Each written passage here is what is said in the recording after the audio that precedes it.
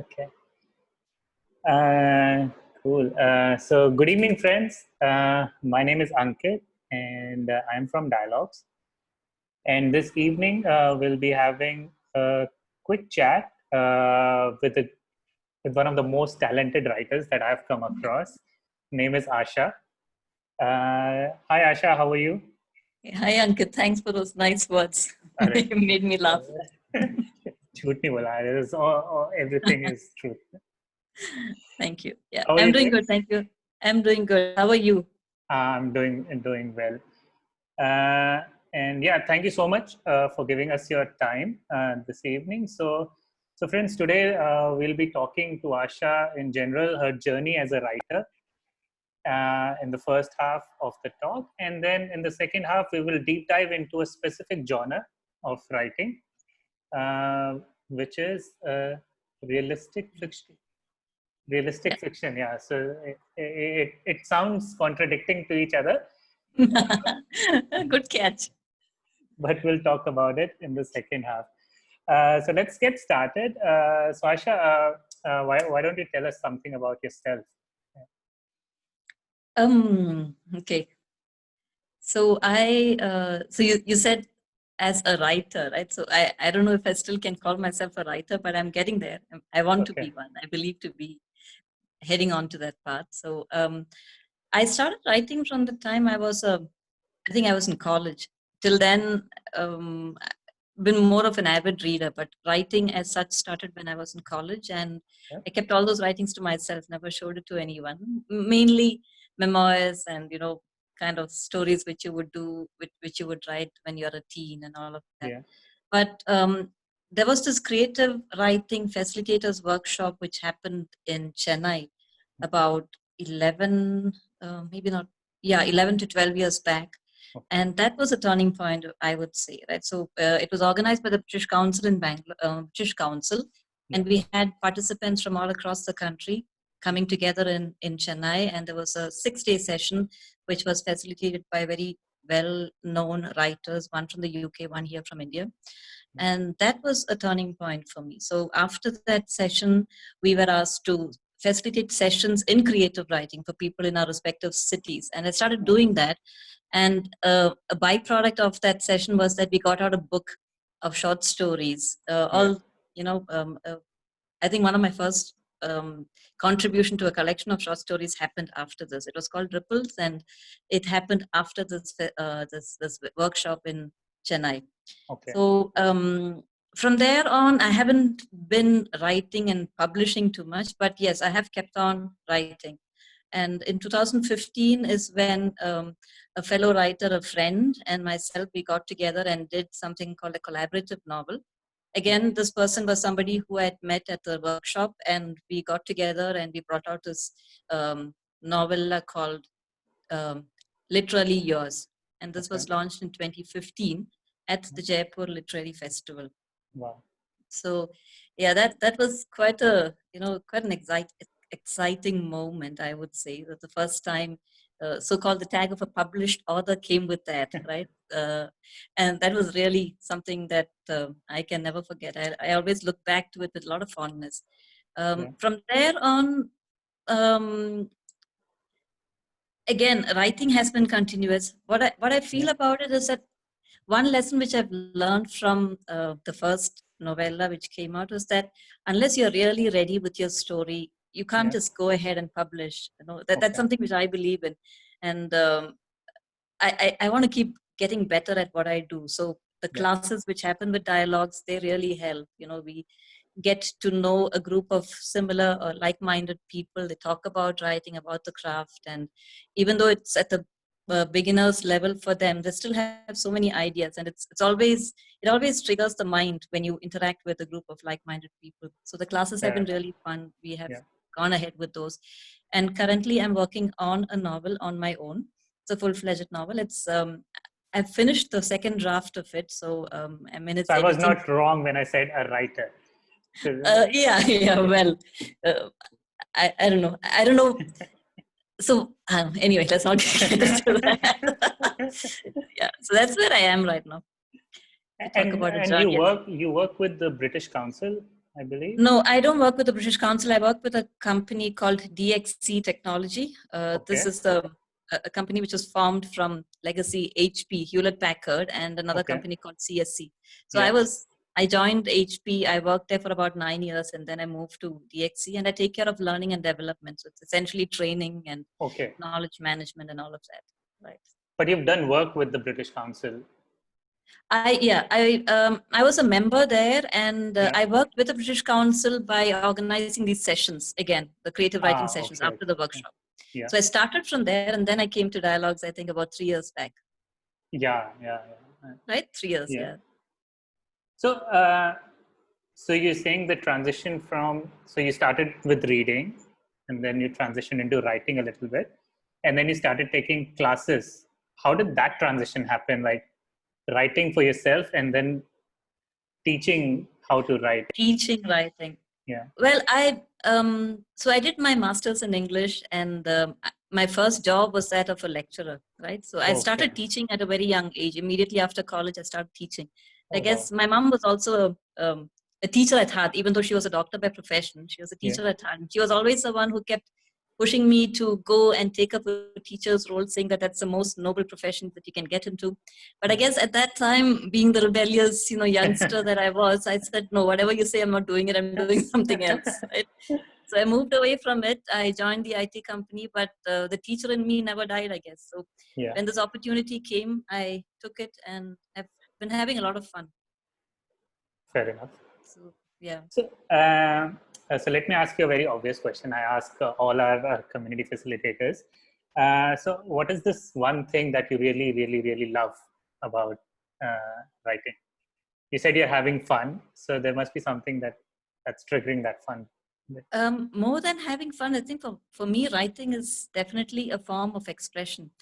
Okay. I feel not that it doesn't have to be personal expression as such, but even an idea or a thought, right? Instead of talking about it, for me, I feel that I express it better when I write about it.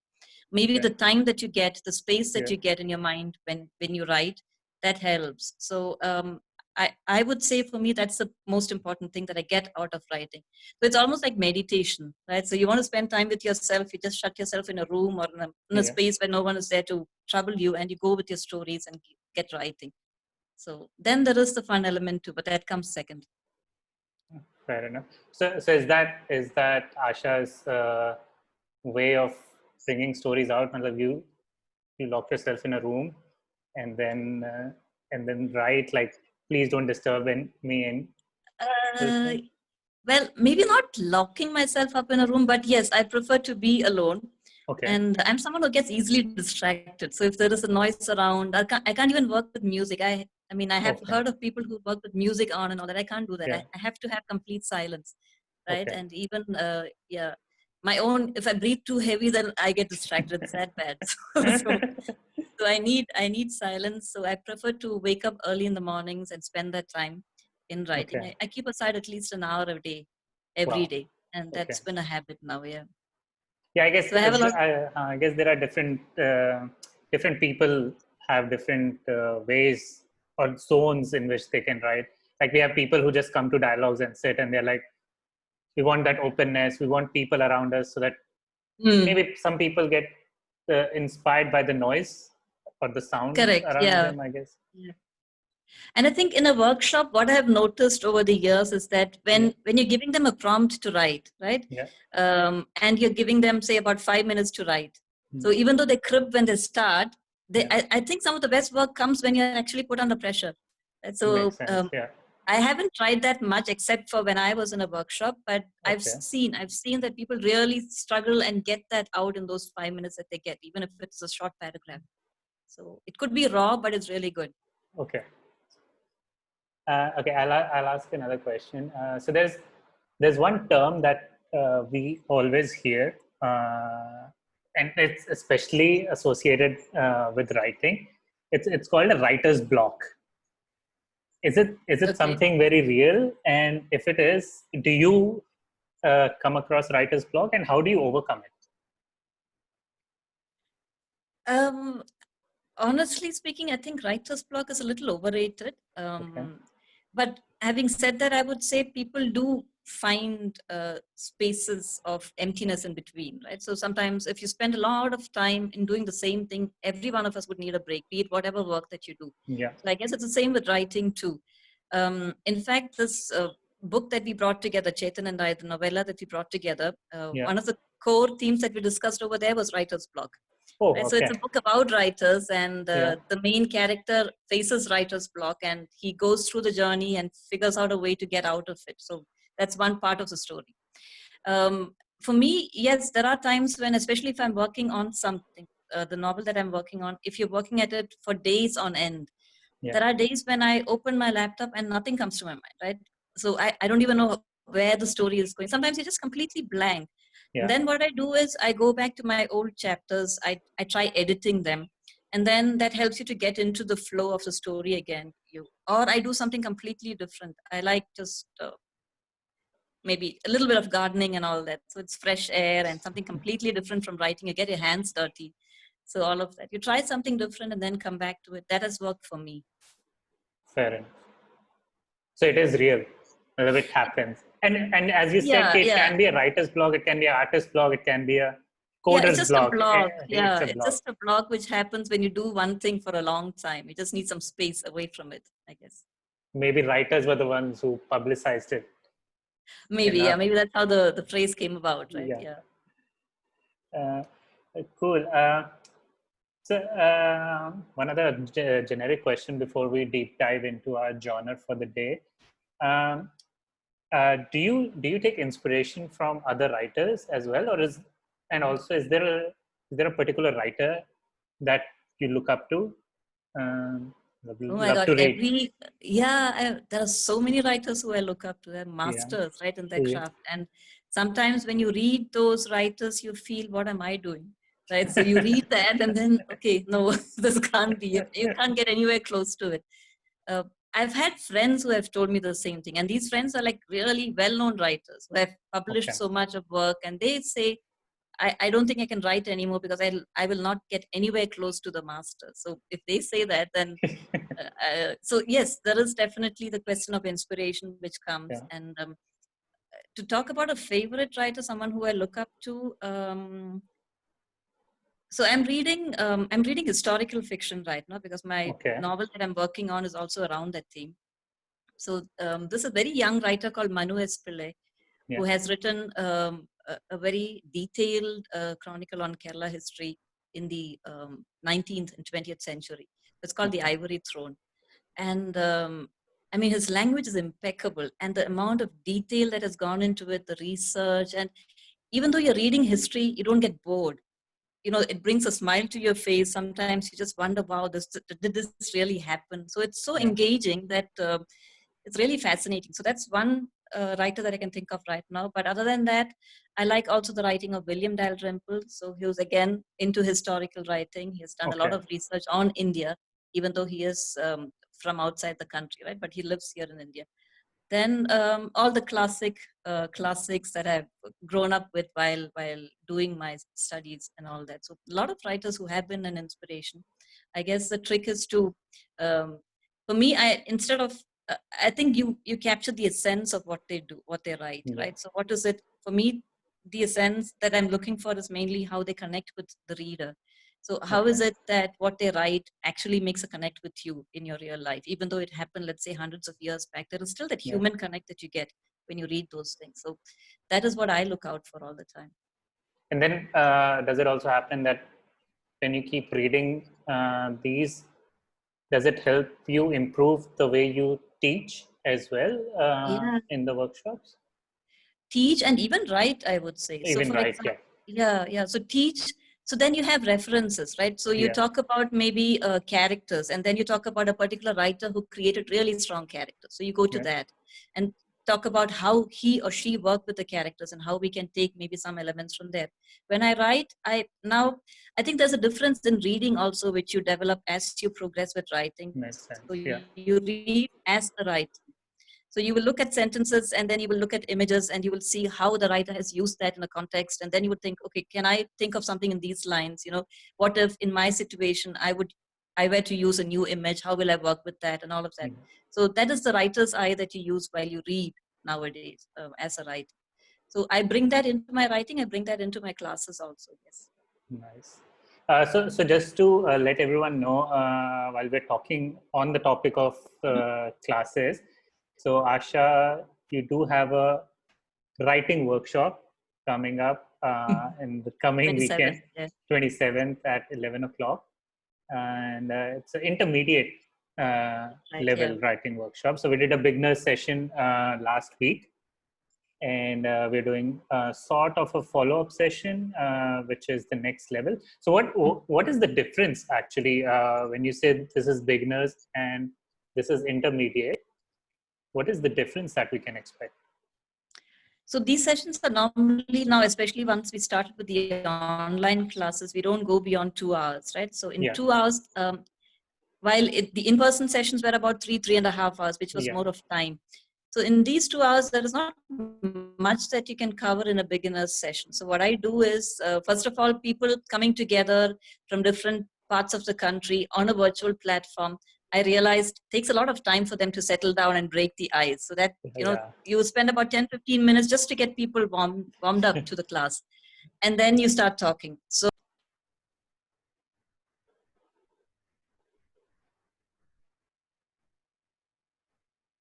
Sure, you're not audible. You're not audible. Yeah. okay, is that better now? Yeah, I think No, I no, dropped I my think you phone. got on mute. Yeah, so we talk about story elements in the beginner's session. We talk about Okay. basics of character creation, plot, a little bit of dialogue, and then you talk about the setting. We just set the context of how to go about the process of writing. That's the beginner's session. And intermediate session, the one that we have on the 27th, in fact, that was rolled out to everybody who had attended my session over the last 1.5 years, Okay. right? And we are keeping it for 2 hours. And Yeah. I just wanted to have about 5 participants for that Yeah, session. that's what I've been told. Okay, it's a very Yeah, exclusive, yeah. very personal workshop. Yes, mainly because they will bring pieces of their writing, and we would want to go through that in the 2 hours, right? So even if Uh, we give about, so and 2 hours is and I think 120 just to minutes. let you know, I think we've already got 5 people, Yeah, just yeah, for your yeah, reference. yeah. Yeah. People had pinged me on WhatsApp and let me know that they're joining, because I Okay. had forwarded it to the older groups. Okay. So it's essentially focusing on each person and then looking at the piece in detail and then having peer critique and then moving on to the next. So that's what you'll do in an intermediate session. It's more of a one-to-one Ah, interaction. fair enough. Cool. As we said at the starting, that after talking about Asha, we will get her to talk about a specific genre, uh, and the genre that she has picked herself is realistic fiction. I got that right, no? Yes, realistic. The first time you told me, I was like, realistic fiction. Okay, there must be something. Then I googled it, and it's actually a real thing. So Oh, sorry. Why am I so clumsy with my phone? Sorry. it's okay. So tell us, what do you mean by realistic fiction? Um, it is a categorization under fiction. And Okay. what I found interesting about the fact was that realistic fiction is a genre in fiction where um, the author has an idea, right? Yeah. And he puts that idea forward, and it happens in a place and with characters that could be from real life. Not essentially, but they could be from real life. So the character development that you find, the plot that you find, the setting that you find, everything looks so real. And Yeah. they are taken from the real world, the events, maybe the people, maybe, may or may not be something that has happened. So that's the twist over there, right? So realistic fiction is something, it's like a probable history. It's something that could have Okay. happened but hasn't happened, or maybe it's something that has happened, we don't know. Oh, But yeah. what the reader gets out of it is that he or she can develop a sense of connection with the characters and the story that is portrayed, because they are able to identify with it. This is something which can happen in real life. Now, if you were to ask me, how is it different from, let's say, fantasy, right, Yeah. as a genre? In fantasy, you have superheroes, Yeah. or let's say you have characters which do so-called unrealistic things, Yeah. something which we know doesn't happen in the real world. So that is a major difference that you find between fantasy and realistic fiction. Fantasy happens in a setting and with characters who are easy to be believed as fictional characters, Yeah. while in realistic fiction, the setting, the events, the people, all are from regular life, right? They could have been inspired from life. They could have been characters which were actually, let's say you're doing a story on Nelson Mandela, right? So the Yeah. character is someone who has already lived his life here. But then the story may not be something that has happened to him. So that way. Okay. So is this like a new branch or a new genre that has evolved? I don't think it is new. Some of the popular examples, in fact, the very popular Fault in Our Stars. Have you Okay. heard of that, John Green? Yeah, Yeah, yeah, yeah. so teen fiction, right? Young Yeah. adult fiction about two cancer patients. Yeah. That is an example of realistic fiction. And then from the Okay. classics, you have Catcher in the Rye. That's another example. Oh yeah, that's it. Salvador. Yeah, then you have even the very famous what's it called, Le Miserable, Victor Hugo, Oh yeah, yeah, yeah. right? Jean Valjean, The Prisoner, the story. So that's Yeah. supposed to be an example for realistic fiction. All these are, Okay. when you read the book, you cannot but believe that this actually happened, but Okay. it may not be, right? They're just characters which are plucked out from real life, but wouldn't have lived their life here in this world. Fair enough. So I'm experimenting with something similar in my new novel. So that's the reason why I picked this. Oh wow. So how would you look at writing during COVID times? I guess it sets up sort of a good scenario Yeah, for this genre. exactly. Yeah, exactly. So that's an interesting point.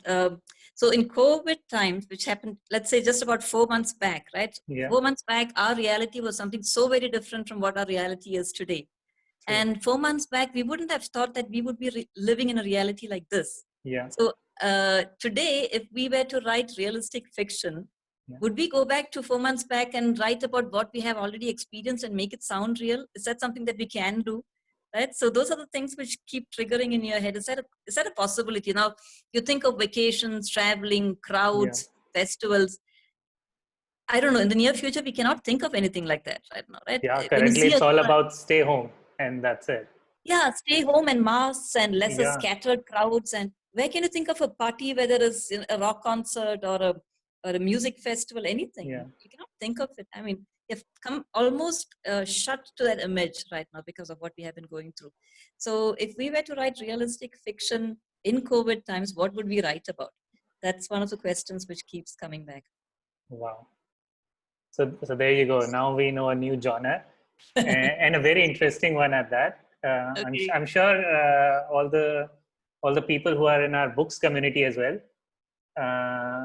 would love to comment on this.